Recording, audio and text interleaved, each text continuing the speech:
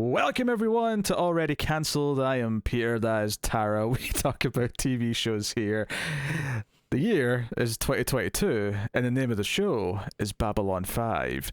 This is season 4, episode 2. It is called Whatever Happened to Mr. Garibaldi. I love that title. I'm just going to get that out of the way. Because it sounds like a classic Hollywood film. Yeah, pretty much. Whatever happened to Baby Jane, whatever happened to Garibaldi. Like, you know, I think they're equal in importance. So, full spoilers for the episode, as always. I love that movie. I've only seen it the once. It's been a while, so I don't remember exactly how I felt, but I remember it feeling quite sinister as time went on. But anywho, a lot of big things in this episode. Sheridan it's actually not as much with Sheridan as I thought. It kind of bookends the episode. It has big scenes at the start and the end, but they're kind of at the start at the end, and then there's a lot of other things going on in between. There's a huge plot development with a couple of characters which we're going to get into, no doubt. And then we have the romance and the longing between Delane and Sheridan. On Delane's side of things is reaching epic levels. Definitely fasting levels. She's fasting because she's trying to cleanse her soul, her body, and Lanier goes to Franklin for help, and he's like, you need to eat, Delane. He's like, if Sheridan is truly dead, then I will join him soon.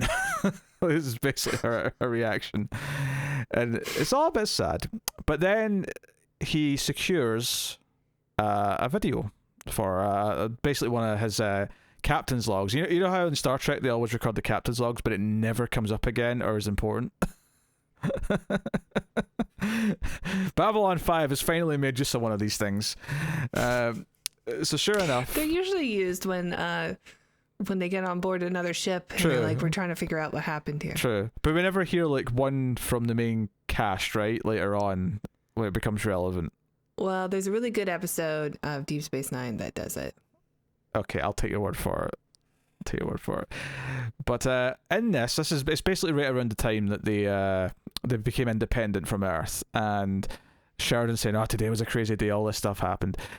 But he's basically saying ultimately that if everything's going to shit, if everything's if something bad has happened, we might as well make a positive out of it. Take it and turn it into something positive.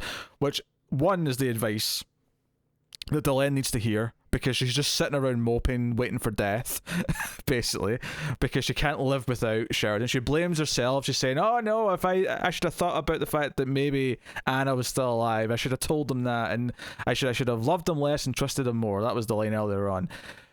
But she hears this, which is exactly what she needs to hear, because this is if she's hearing this from Sheridan. This is his philosophy. Is you try and take something and build a positive out of it.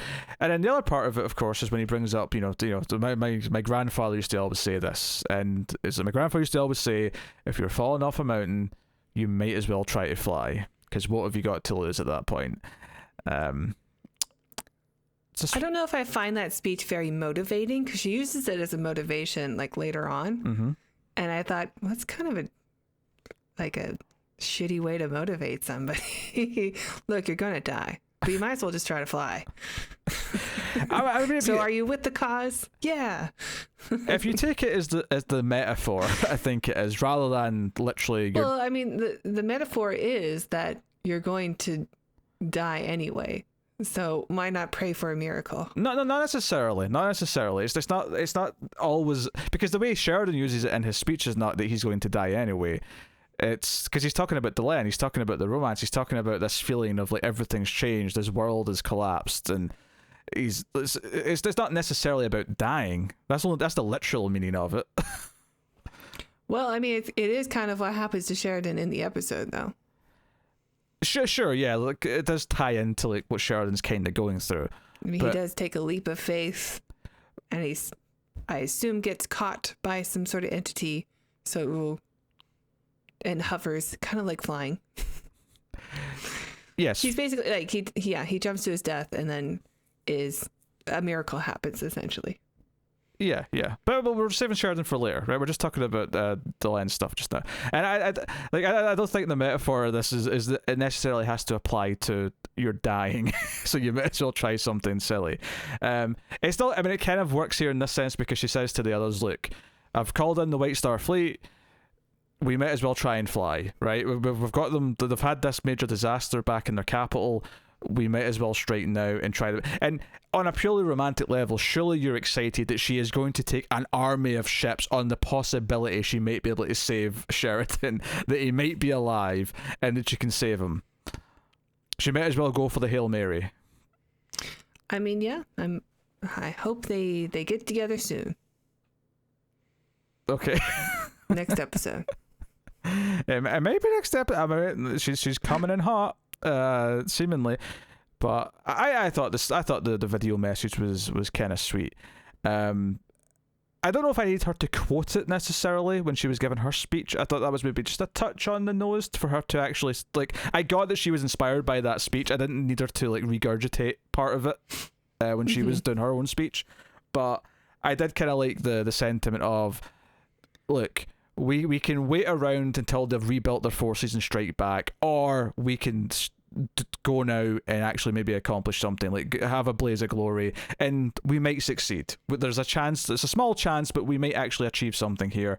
Maybe we should go do this. So yeah, because this is a follow-up to, is it the League of Non-Aligned Worlds bailing out on them in the last episode?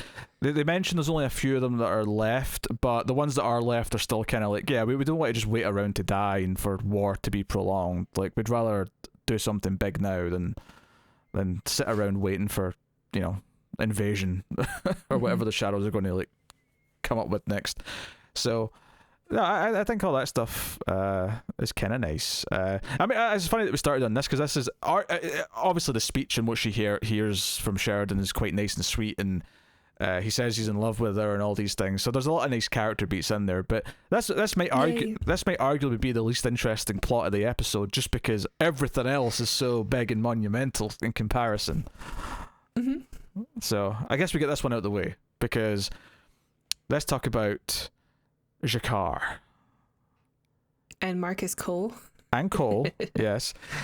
So Marcus chases after G'Kar, who's on a planet. I don't know if they ever specify which planet he's on. It was always so weird about it is I'm so used to them being on a station, right?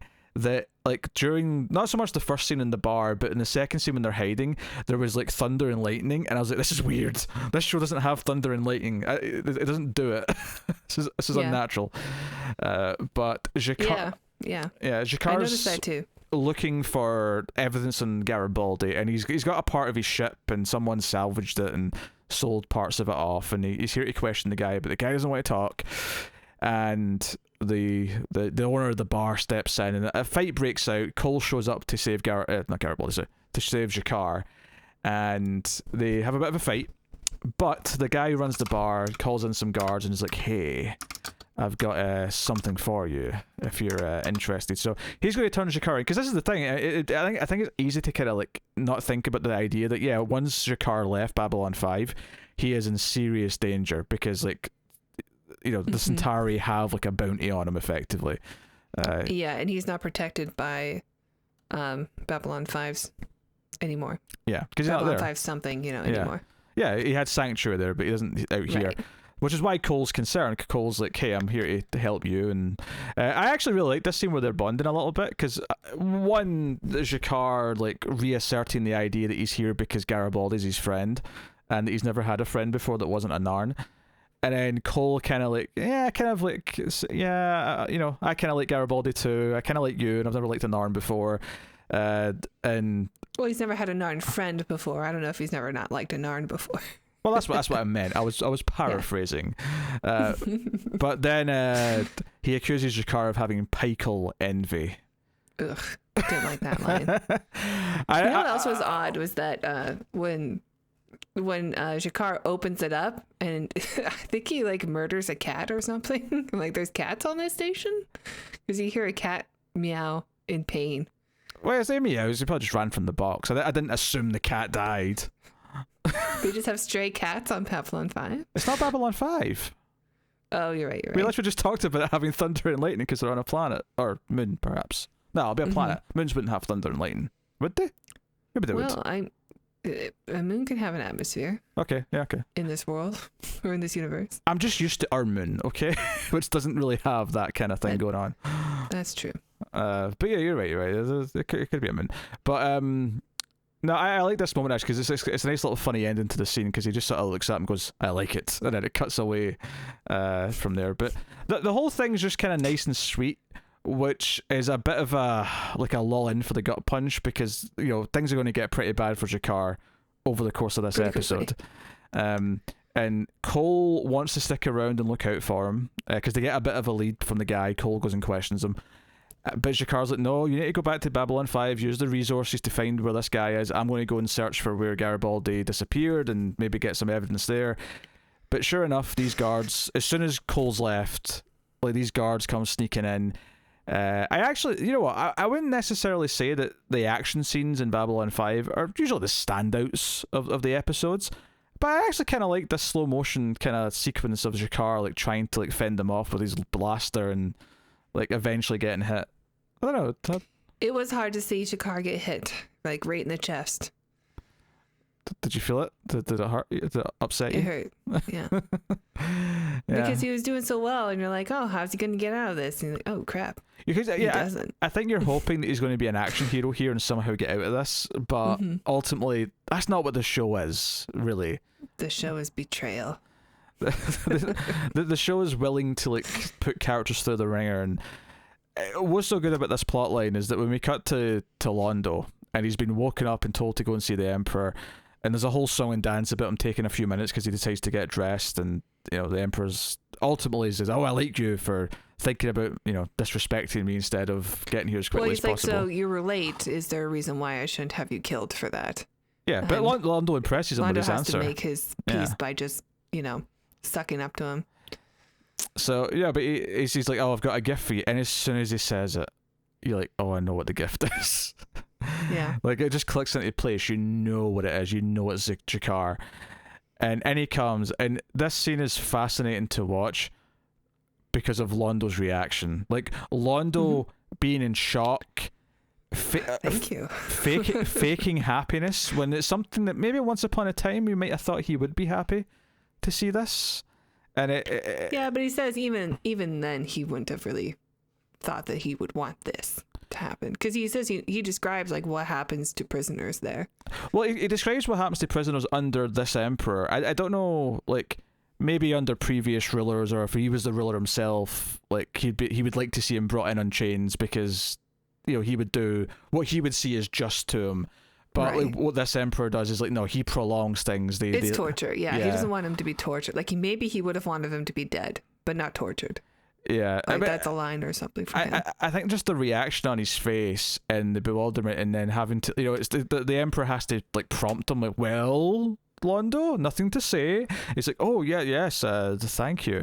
And actually, just something I thought was going to happen here that didn't quite go through with it, but I really thought that the branch that was going to connect them, like, you know, the olive branch, as it were, that was going to like link them together.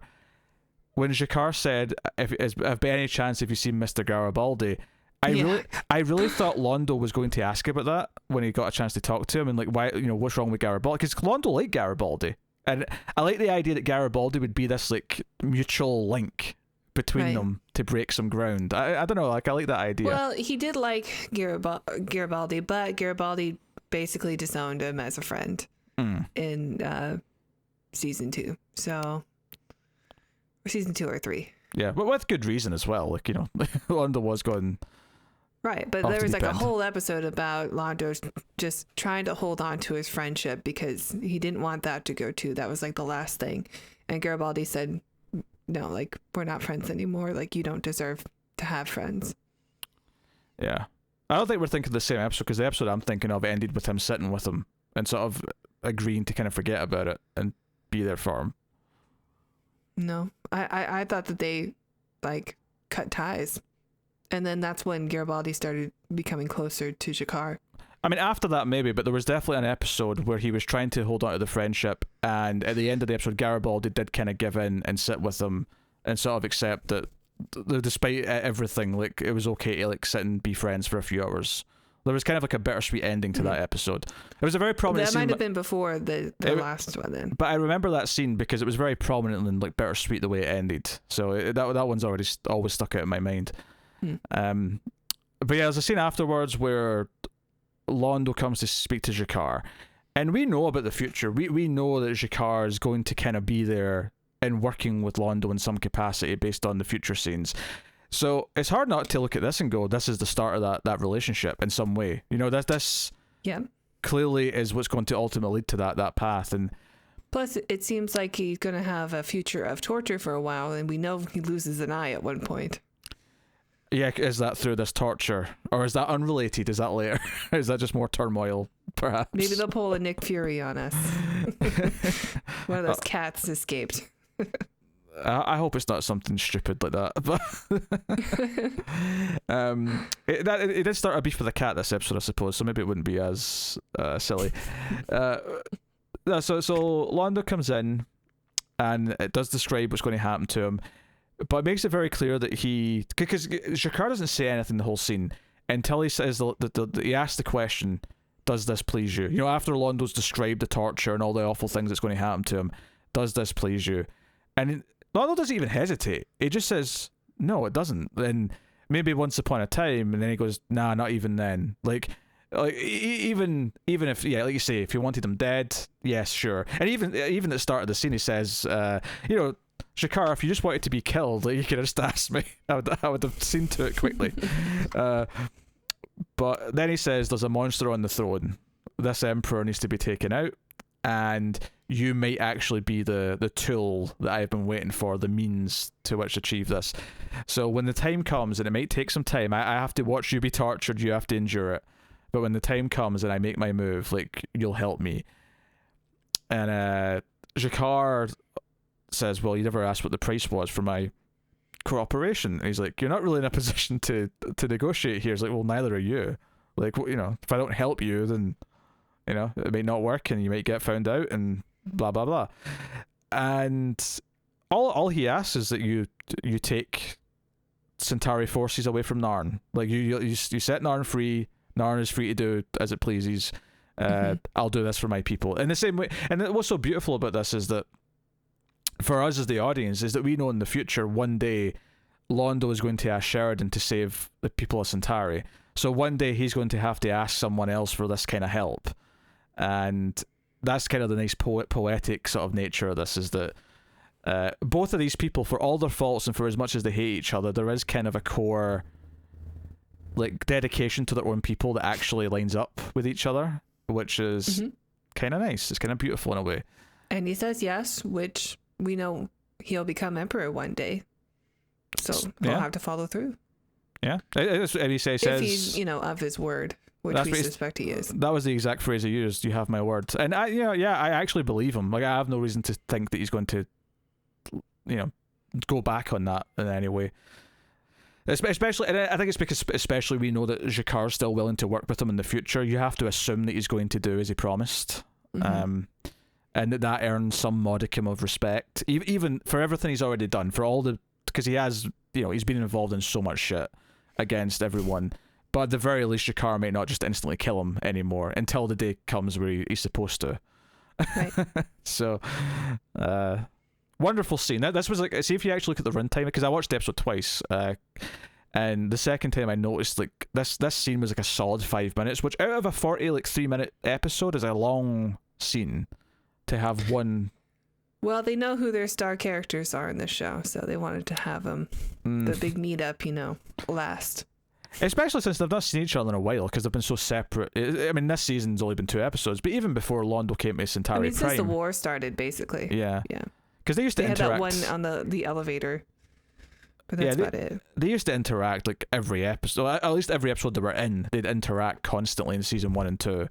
And then all of a sudden it kind of like, and it was natural, it wasn't like a forced thing, but right, it felt like a big deal when they saw each other again. And they're in this position where Jakar's in shackles and Londo has complete power, but it's not something he really wants anymore. And that's what makes it super fascinating, because like he's grown too much to just want this now. Like he's matured enough that he knows that this is not right, and that's on some level anyway. And that's kind of what's fascinating about it. So, great character work, great teasing for future plots, great. And this is going to be their plot now, at least for the foreseeable future in season 4, and that's kind of cool. So, although it does make me sad that G'Kar won't be there to welcome back Garibaldi and others, and because he's been building friendships with all the other characters. It's a shame we don't know where Garibaldi is. He might be on Centauri Prime. Oh well, I suppose it could be. I think he's in Zahadum. I think so too, just because the person he seems to be talking to sounds very Morden-like. Yeah, I think it is Morden. Yeah, I think it's no. Admittedly, like you say, Morden. But they did retreat to Centauri Prime, so that's true. Morden is like we know he was on Centauri Prime last episode, obviously, and like you say, they have put some of their forces on Centauri Prime, so he might still be there. So it could be Centauri Prime. I think I just assumed that it was Zahadum, but it could be either. Because we see him. So after this scene, we just see him in a some kind of holding cell. Yeah, we see him. It's not after this. It's after the first scene where G'Kar's brought in. Because when he says, "Do you happen to know where Mr. Garibaldi is?" and it cuts to after the Emperor says who, which is a funny little like he doesn't know who Garibaldi is.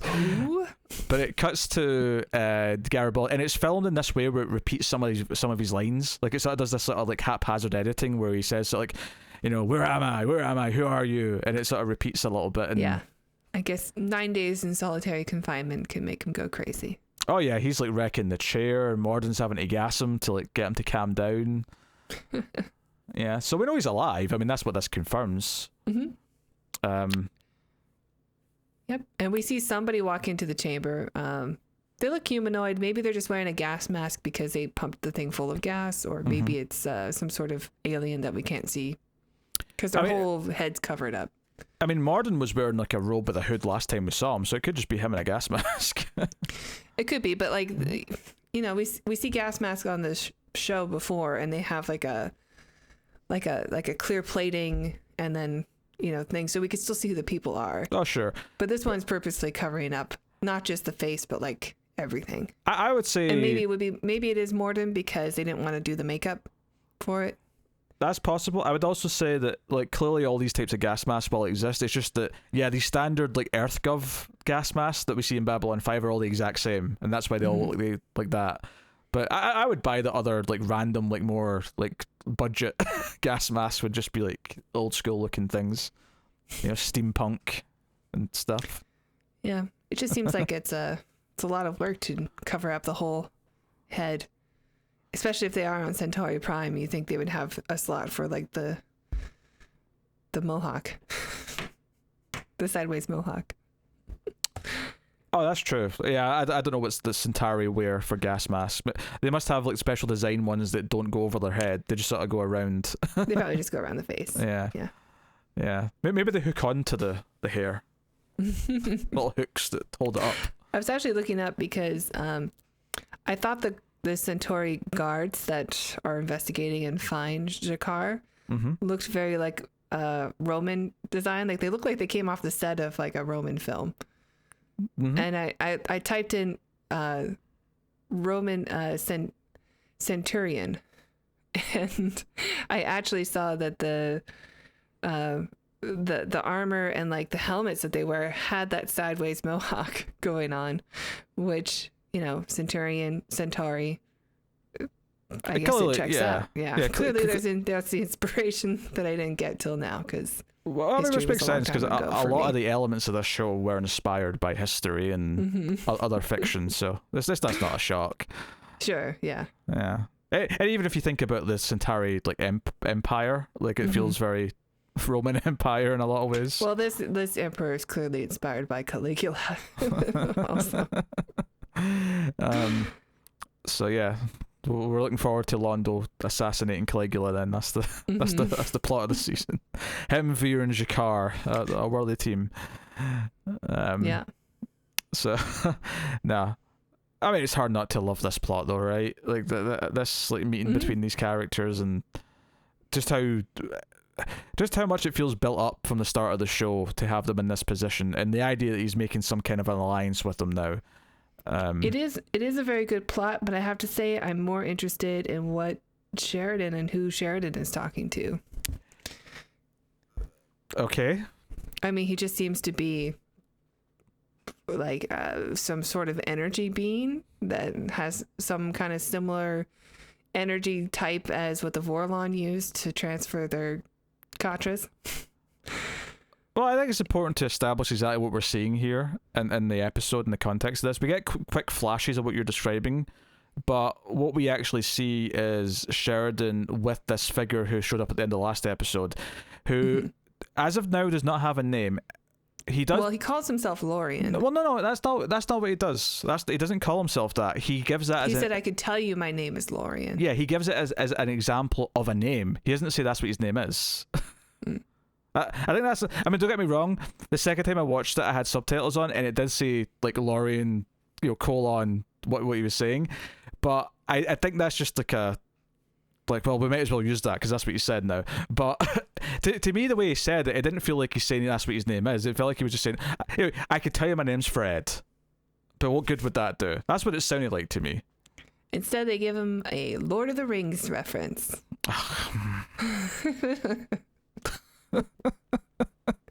Like Lothlorien. I don't know who that is. It's not a who, it's a what, it's a place. Okay. Well, I don't know what that is or where that is, and I don't care to, quite frankly. It's an elven forest. Fine. It is. I see. I mean, this seems to be Sheridan is meeting God when he's dying.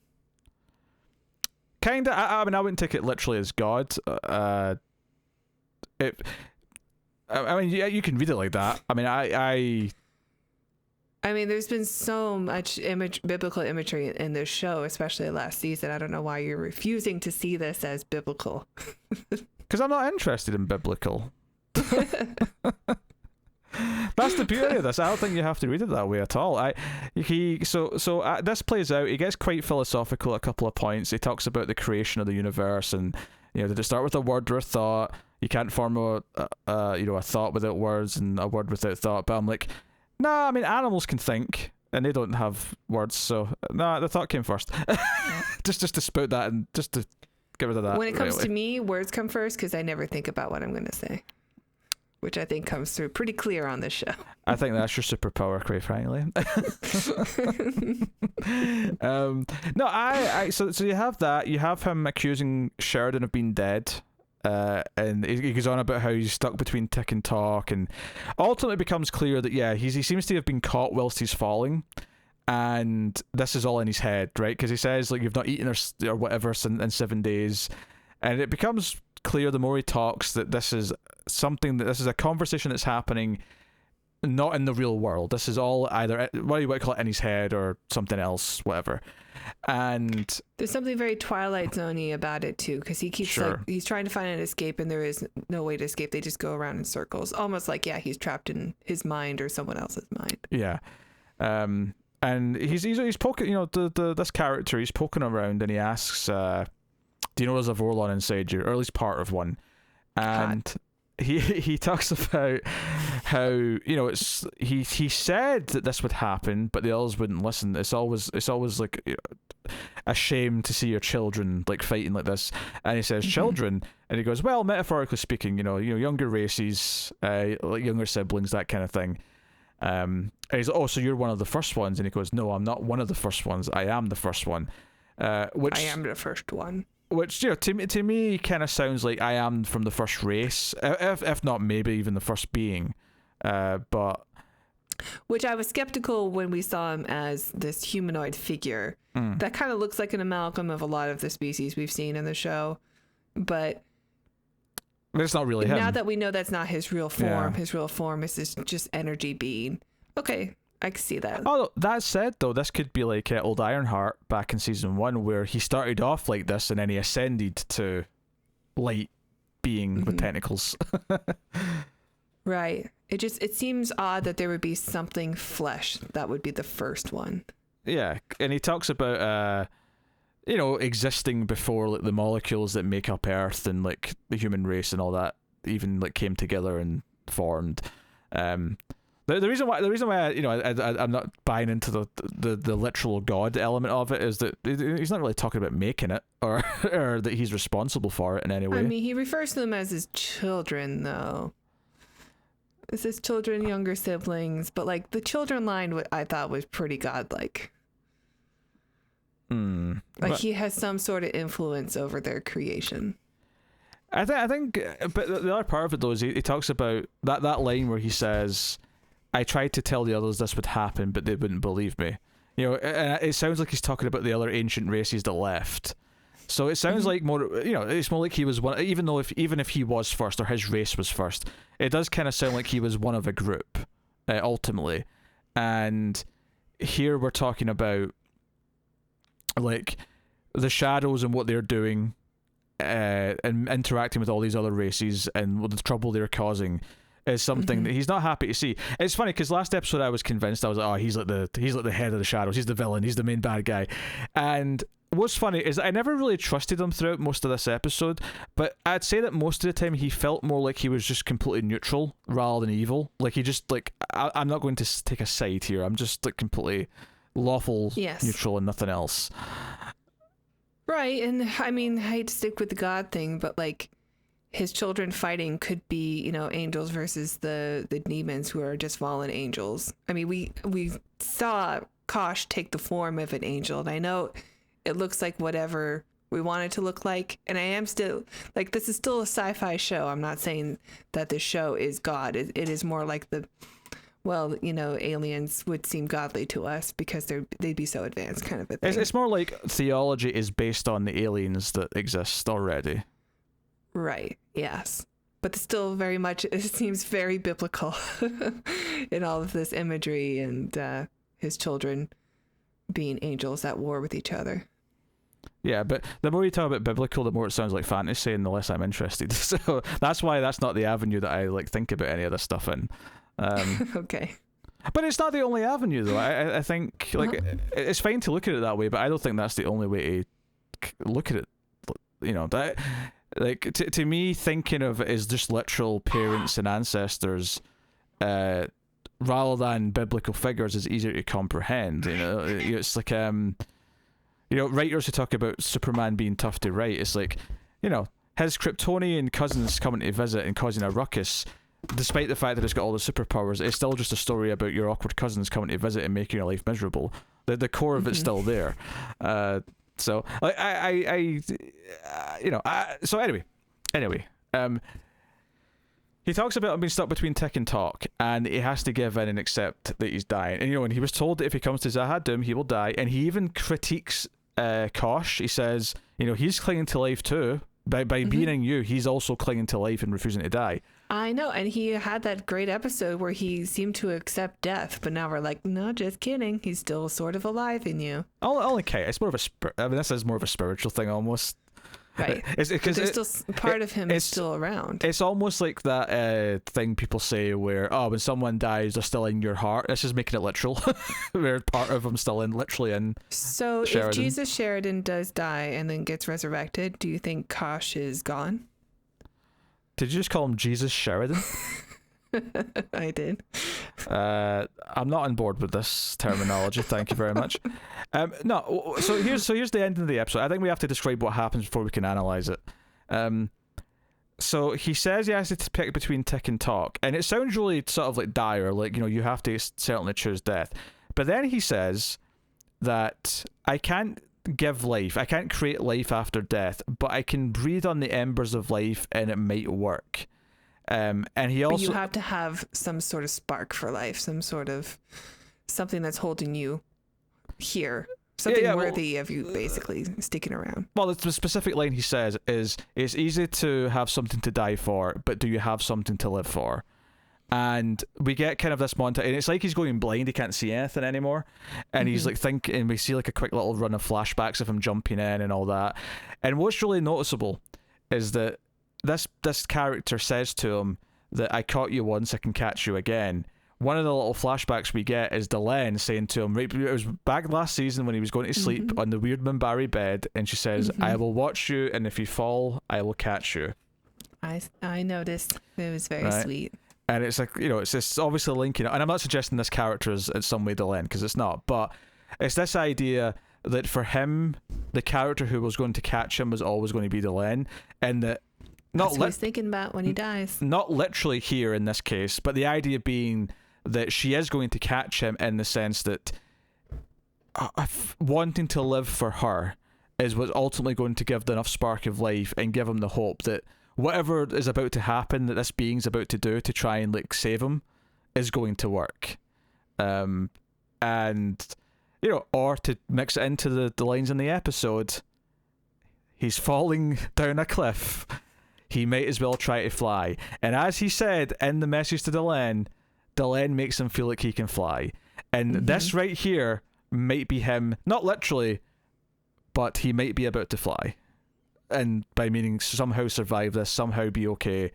And he also, that's the other thing, the character also mentions that Kosh would have definitely, or almost definitely knew he was down here. He would have known that this being was down here. And he also says that the shadows... Kosh was the one that told him to jump, too. We find that out. Yes. And he also said that he's the reason why the shadows keep coming back to Zahadum, is because this being is trapped down here in the core of the planet. So... Well, they just want to be close to him. I might just be putting in some biblical stuff there, too. Because the angels and the demons, they all want to be close to God. That's why hell exists also. It's because it's the furthest away from God. Wait, what? That's why hell exists. Like, hell is being the furthest you can be from God. Like, God will not go there. So that's like Lucifer's punishment for trying to get too close to God, is that he banishes him to hell. No? He banishes who to hell? Lucifer. Lucifer was an angel before he became the devil. But you said Lucifer banishes someone to hell. No, God banishes Lucifer. Okay. Because he tried to get too close to him. That's what hell is. Hell is being away from God. Look, I've read this stuff. Yeah, but I don't understand what you're saying, because you said that the shadows want to be close to him because everyone wants to be close to God, but you're saying he's Lucifer. Who's Lucifer? This character that he's... No, I'm saying he's God. I'm saying that's what hell is being away from God. Then why is he banished here if he's God?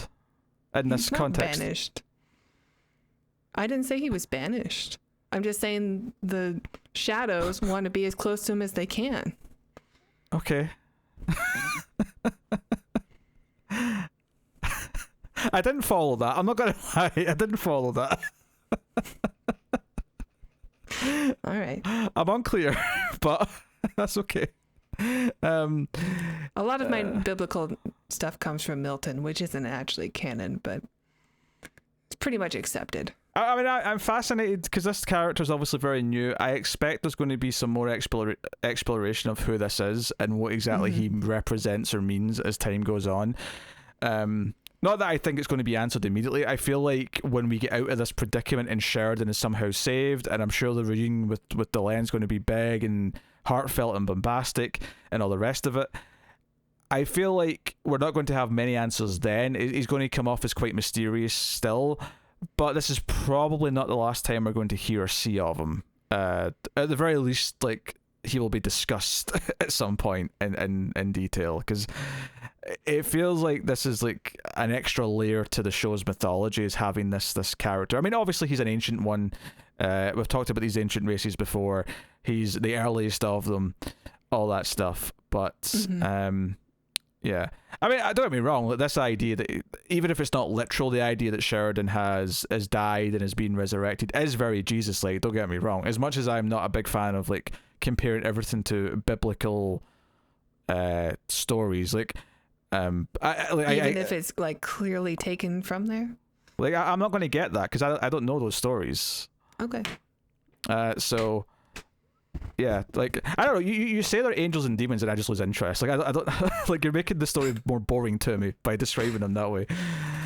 Well, I mean, I don't think those stories are boring. I do think they are stories, but I wouldn't classify them as boring. I mean, when you get into the stuff about like all the rules, yeah, it's pretty boring, and the lineages, sure, but like the overarching like God and angels and demons, that stuff's awesome. Plus, they make awesome horror movies. Yeah, some of them are all right. I don't know. I don't know. It's just inherently like I'm more interested in the motivation of these characters and these races, as they are.